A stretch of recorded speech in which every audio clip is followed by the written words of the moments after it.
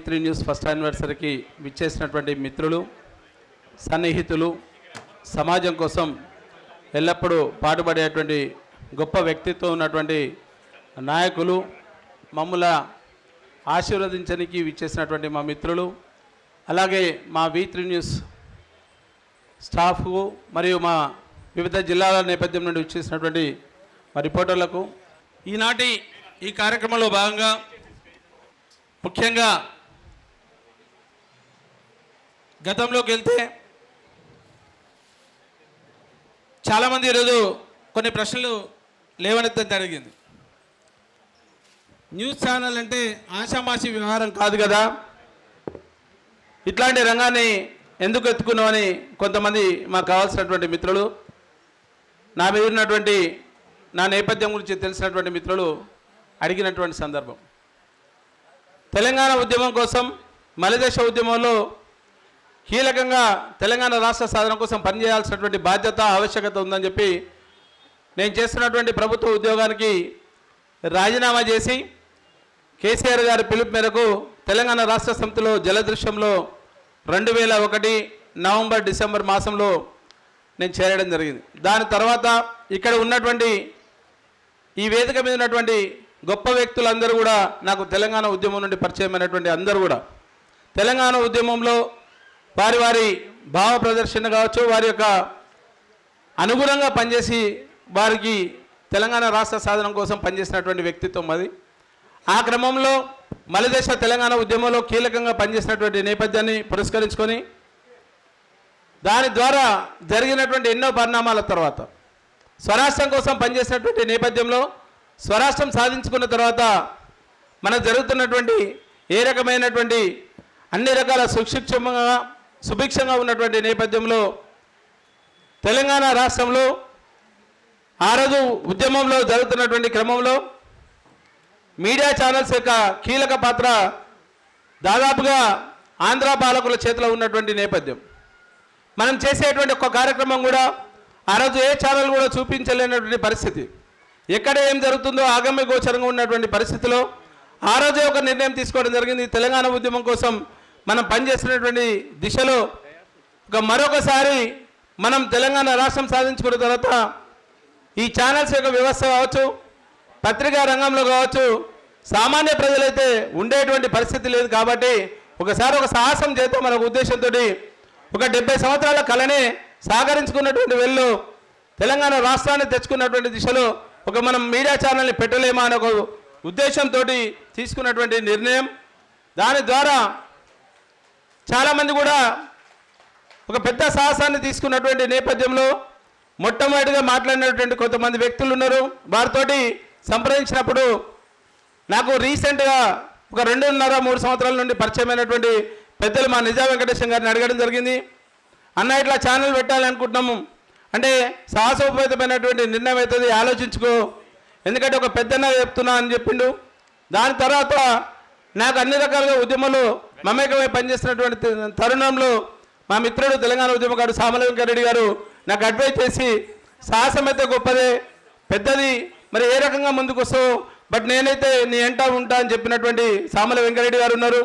మరి అలాగే జర్నలిజంలో పూర్తి స్థాయిలో ఉండి తెలంగాణ గురించి 95-96లోనే ఒక సామాజికవేత్త అయినటువంటి మిత్రులు పెద్దలు మా మల్లెపల్లి లక్ష్మీ గారిని ఆదర్శంగా తీసుకొని జర్నలిజంలో కొత్త పుంతలు తీసుకురావాల్సినటువంటి అవసరం ఉందని చెప్పి ఆ రోజు నిర్ణయించుకొని పోయిన సంవత్సరం చైతన్యపురంలో దిల్షునర్లో నవంబర్ 23 రోజు ఇదే రోజు మన ఛానల్ ఎస్టాబ్లిష్ చేసాం.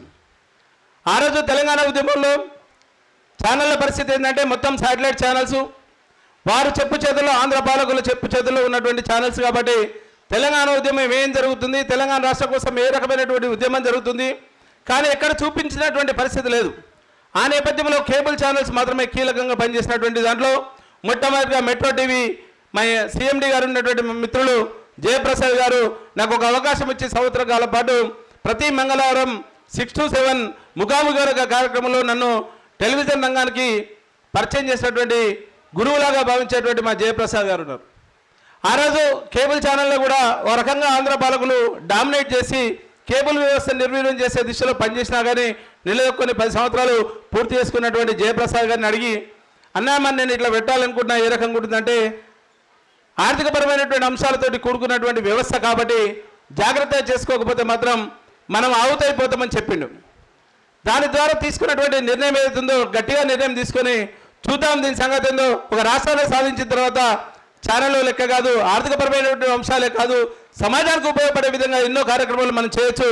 సమాజంలో ఉన్నటువంటి అసమానతలు కావచ్చు, సమాజంలో జరుగుతున్నటువంటి ఎన్నో రకమైనటువంటి విషయాలని మనం ఎలుగెత్తి ప్రపంచానికి చాటి చెప్పే విధంగా మనం ఒక దిక్సూచిలాగా ఉండాలన్న ఒక ఉద్దేశంతో ఆ రోజు తీసుకున్నటువంటి నిర్ణయం లక్ష్యం సమాజహితం. V3 అంటే చాలామంది అనుకున్నారు, V3 అంటే 3 పార్ట్నర్లు ఉన్నారా లేకపోతే 3 డైరెక్టర్లు ఉన్నారా?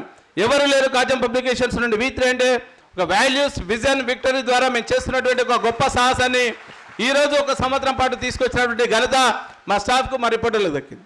అలాగే ఆశీర్వదించడానికి వచ్చేసినటువంటి మా జర్నలిస్టు మిత్రులు కావచ్చు, పెద్దలు కూడా అన్ని సందర్భాల్లో నాకు అండగా ఉన్నటువంటి కమ్యూనిటీ పరంగా కావచ్చు, మిగతా ఉద్యమంలో ఉన్నటువంటి ఉద్యమ నాయకులు, తెలంగాణ ఉద్యమం గురించి పూర్తి స్థాయిలో తెలిసినటువంటి మా వీరేశం అన్న ఉన్నారు, అలాగే మా గణేష్ అన్న ఉన్నారు, మా వెంకటేశ్వర రెడ్డి ఉన్నాడు.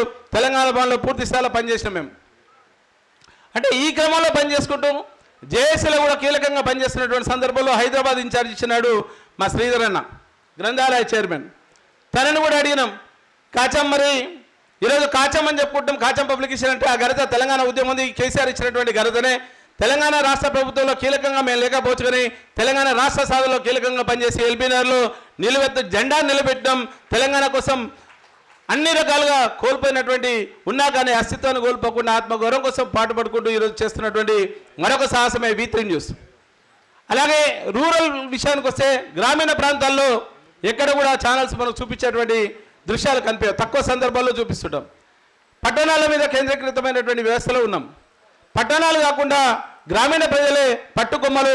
భారతదేశం మొత్తం గ్రామీణ వ్యవస్థలో ఉన్నది. ఒక 70% మనం గ్రామీణ వ్యవస్థలో ఉన్నటువంటి నేపథ్యంలో పత్రికలే కాకుండా మీడియా ద్వారా ఈరోజు మన ఒక గెస్ట్గా పోతే ఒక దగ్గర ఒక పెద్ద చెప్పారు, మాజీ ఎంపీ గారు, వీడియో జర్నలిస్ట్ అంటే చాలా కష్టమైనటువంటి పని.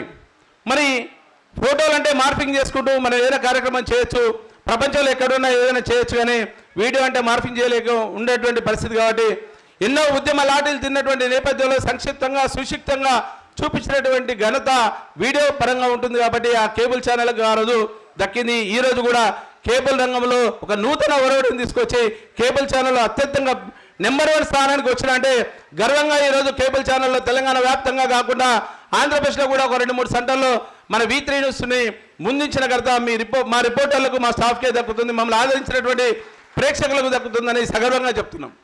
మరి అలాగే అతి త్వరలో కూడా 2వ సంవత్సరం పూర్తి చేసుకునే వరకు శాటిలైట్ దిశలో కూడా మా అడుగులు సాగుతాయి. దానికి కూడా మీ మద్దతు ఉంటుందని చెప్పి సభాముఖంగా మా మాజీ కేంద్ర మంత్రి వర్యులు మా వేణుగోపాల్ చారి గారు అన్నని అడగడం జరుగుతుంది. ఇంకొక ముఖ్యమైన విషయం ఏమైందంటే నేషనల్ విషయాలు కావచ్చు, ఇంటర్నేషనల్ విషయాలు కావచ్చు, ఇంతకుముందే మా వెంకటేశ్వర రెడ్డి చెప్పాడు, మా అన్న స్పోర్ట్స్ చేతన్ గారు, అన్న కాచమన్న మంచి సాహసం చేస్తున్నాం, స్పోర్ట్స్కి సంబంధించినటువంటి విషయాలు కూడా పూర్తి స్థాయిలో నా బాధ్యతగా తీసుకుంటా, ఎల్బీ స్టేడియంకు ఒక పర్మనెంట్ రిపోర్టర్గా కూడా పెట్టండి, తప్పకుండా అన్న మీరు అవకాశం కల్పిస్తే ఎల్బీ స్టేడియంకు ఒక రిపోర్టర్ని కూడా పెడతామని చెప్పడం జరిగింది సభాముఖంగా. మరి ఇక డివోషనల్ కార్యక్రమానికి వస్తే దేవేంద్ర శర్మ గారు కావచ్చు, మా అరుణ కావచ్చు, చాలామంది కార్యక్రమాలు. ముఖ్యంగా ఉద్యమం అనగానే కమ్యూనిస్టులు గుర్తొస్తారు. ఈ వేదిక కూడా ఒకరిద్దరిని పెద్ద మనుషుల్ని గెస్ట్గా రా అంటే వేదిక కాకుండా ఈ వేదిక కాకుండా వేరే వేదిక అయితే బాగుండని చెప్పినటువంటి నేపథ్యం. ఒక్క నిమిషం క్షమించాలి. నా మిత్రుడు, నా క్లాస్మేటు, చిన్ననాటి మిత్రుడు doctor Thipparthi Yadav, deputy commissioner, municipal commissioner, Alwal municipality, Telangana ఉద్యమ సహచర మిత్రుడు వేదికపైకి రావాల్సిన విజ్ఞప్తి చేస్తాం. చాలామంది అనుకుంటారు మొత్తం తెలంగాణ ఉద్యమం గురించే చెప్తున్నాను. అంటే జరిగినటువంటి పరిణామాలు, తెలంగాణ ఉద్యమం, మరొక ఉద్యమానికి ఈరోజు ఆర్టీసీ సమ్మె కావచ్చు, ఆ రోజు ఆర్టీసీ కోసం కావచ్చు, కార్మికుల సమ్మె కోసం కావచ్చు, 2012 అక్టోబర్ 20న ఇదే వేదిక మీద Telangana federation of trade union అనే ఒకటి ఆవిర్భావం జరిగింది. దానికి అధ్యక్షునిగా నేనున్నాను, ప్రధాన కార్యదర్శిగా మా ఎండి ఖలీల్ గారు ఉన్నారు.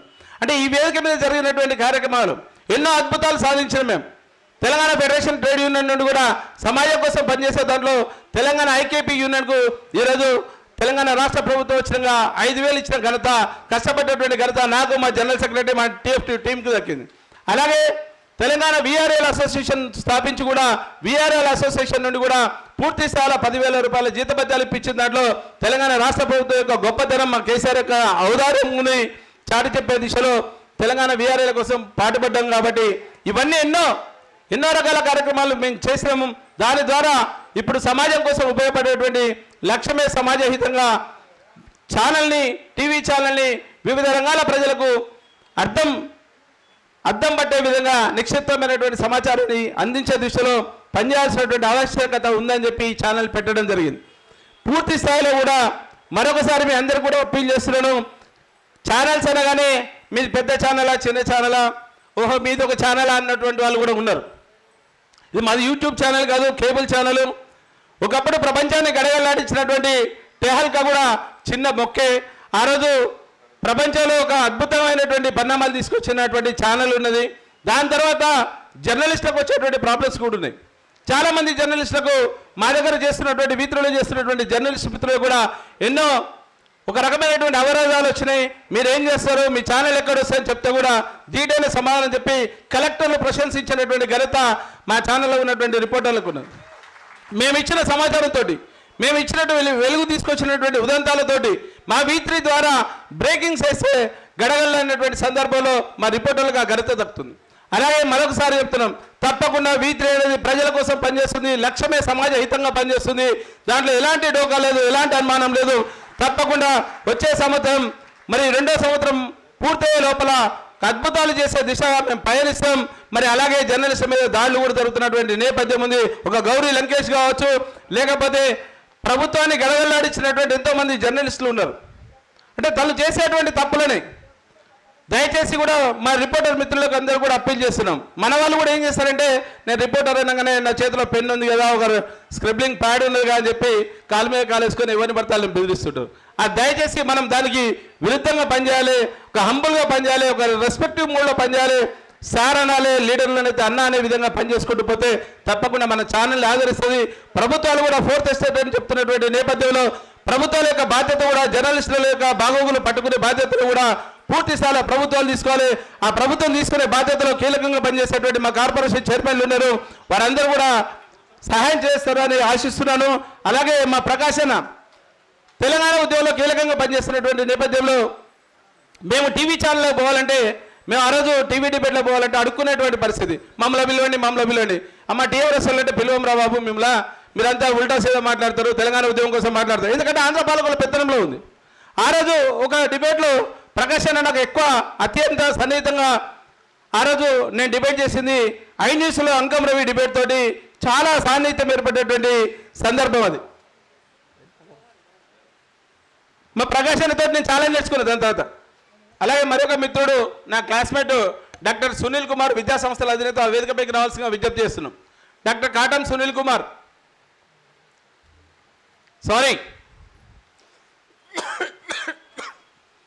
ఆ రోజు అల్లం నారాయణ గారంటే ఆంధ్రజ్యోతిలో ఎడిటర్గా ఉన్నటువంటి నేపథ్యంలో తెలంగాణ ఉద్యమం నడుస్తున్నటువంటి క్రమంలో రోషే గారు చీఫ్ మినిస్టర్ ఉన్నప్పుడు ఆర్యవేశ్యులు రాజకీయ దళితులు అని చెప్పి ఒక హెడ్డింగ్ పెట్టి తీసుకొని పోవడం జరిగింది అల్లం నారాయణ గారి దగ్గరికి. పోతే అంతకుముందు ఒక టీవీ డిబేట్లో తెలంగాణ ఉద్యమం గురించి మాట్లాడుతున్నటువంటి క్రమంలో పోయి పరిచయం చేసుకొని, అన్నా నేను కాచం సత్యనారాయణ, ఈ డిబేట్లో మనం నిన్న ఇద్దరం డిస్కస్ చేసుకున్నాం, ఈరోజు ఒక ఆర్టికల్ కోసం వచ్చాను, ఆంధ్రజ్యోతిలో పబ్లిష్ చేస్తారని. ఆ రోజు జరుగుతున్నటువంటి అన్యాయాలకి ఒకటి రూపమధ్యలాగా చేయాల్సినటువంటి అవసరం ఉందని చెప్తే నన్ను ఆదరించి రాజకీయ దళితులు కాదు, రాజకీయ అస్పృశ్యులను పెట్టి ఉనమల్ని దిద్దినటువంటి మా అల్లం నారాయణ గారు ఉన్నారు. చాలా పుస్తకాలు చదివినాం మేము. బిఎస్ రాములు గారు ఒక 5-10 నిమిషాల్లో వస్తున్నారు. అలాగే రమణాచార్య గారి నేతృత్వంలో కూడా INPR డిపార్ట్మెంట్ సంబంధించినటువంటి మిత్రులు కూడా ఉన్నారు. వీళ్ళందరూ ఆధ్వర్యంలో తెలంగాణ ఉద్యమంలో ఎల్బీనగర్ కీలకంగా పనిచేస్తున్నటువంటి నేపథ్యంలో మన మామిడి భీమిరెడ్డి గారు, హైదరాబాద్ రెడ్ క్రాస్ చైర్మన్ గారిని వేదికపైకి రావాల్సిన విజ్ఞప్తి చేస్తున్నాం. అలాగే ఇట్లా చెప్పుకుంటూ పోతే ఇంకెన్నో సందర్భాలు ఉన్నాయి. ఇవన్నిటి కలయికనే, వీటన్నిటి కూర్పే తెలంగాణ ఉద్యమం, మలిదశ ఉద్యమం. దాని తర్వాత తద్వారా నేను ఎంచుకున్నటువంటి అంశం V3 న్యూస్ ఛానల్. కాబట్టి తప్పకుండా నేను తెలంగాణ ఉద్యమంలో సక్సెస్ అయినాను, లైఫ్లో అన్ని రకాలు కూడా సక్సెస్ అయినాం.